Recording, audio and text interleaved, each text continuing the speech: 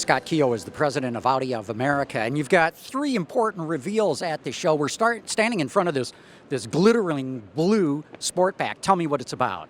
Well, you know, you're exactly right. And what makes the world go round in the automotive business is new product. If you look at 2017, we're going to launch more new products than we ever had in the history of the company. And I think you're exactly right. It starts right here with the A5 Sportback. It's the first time we'll be bringing this car to the marketplace. We had great success, as you know, with the A7, but now we're going to enter the B segment with a Sportback. And what exactly does it mean? One, the car is crazy beautiful and stands out, which is what everybody wants. The second thing is you get the packaging and the smartness of the vehicle without any compromise. And that's exactly why we feel confident. We're going to bring the car in the summer of 2017, and I'm happy it's finally here.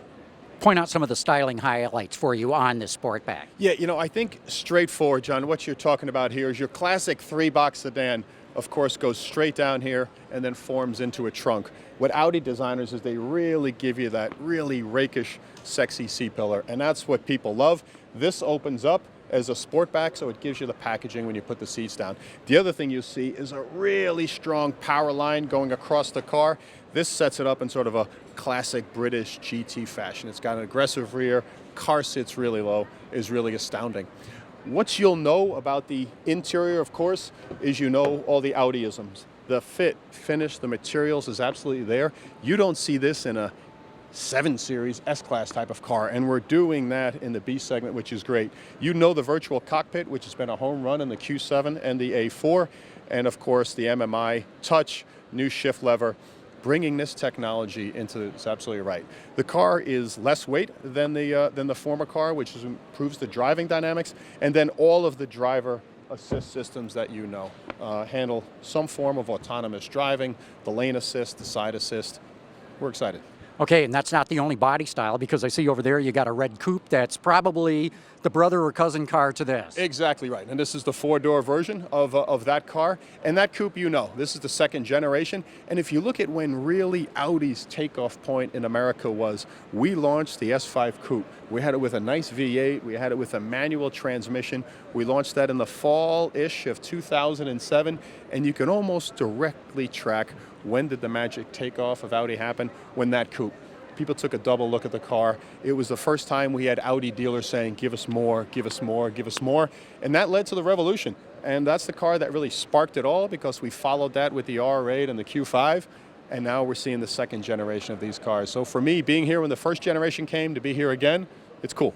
It's amazing that a coupe would do that too, because coupes, generally being 2 doors, don't sell as much as a 4-door way. True, and the volume is not extremely high, but to me it's not about volume. When that car sits on the road, it gets looks.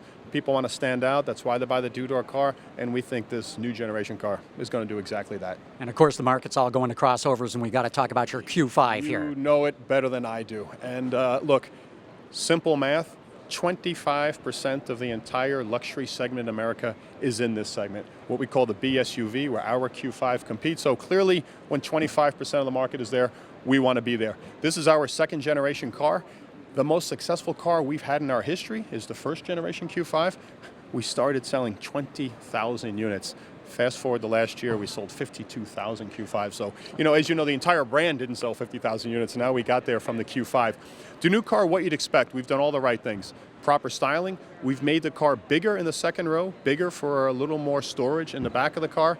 All the text from the virtual cockpit to the driver assist systems here. We've taken weight out to improve the driving dynamics. So the segment's growing, the segment's big, and we feel we got the best car. So this is important for us, obviously. Scott, Audi's been in the news too lately for all the wrong reasons, the diesel, and now we're finding gasoline, diesel, you know, decoupling kind of thing when it comes to emissions. How are you dealing with that? What are your dealers especially hearing? You know, to me, I'm very clear. My responsibilities in this market are to the business, they're to our employees, they're to our customers who love and trust this brand, and to our dealers. And what all three of those parties are doing is exactly what Audi does. We're continuing to be successful. We're continuing to move forward. Yes, we and I have a responsibility to make things right. And look, it's not about if and when a brand stubs its toe. It's about making things right. That's what we will do. Everything beyond that, of course, is in the hands of the government, in the hands of the judge.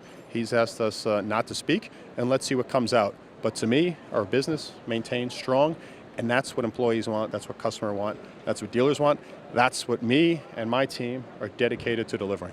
What is it with all this bad news that your sales continue to run strong? You know, we have this core belief system amongst our employees, amongst our customers, and amongst our dealers. We're a company that's done the right thing. We're a company that makes great products. We're a company that people stand behind, and people stand behind you when the waves are rough as well as when the sun is out. And that's what strong brands do. We get through these things, and that's what we're doing with our dealers, with our customers, and with our great employees. And that's what I want to continue. Real good. Scott, thanks for the quick update on the 3 new vehicles you're unveiling at the LA Auto Show, and thanks for your candor in this difficult period that you're going through right now. Understood. And I appreciate everything you do. Thank you very much, John. Good day. Okay. Keep tuning in. We got a lot more coming to you from the floor at the LA Auto Show.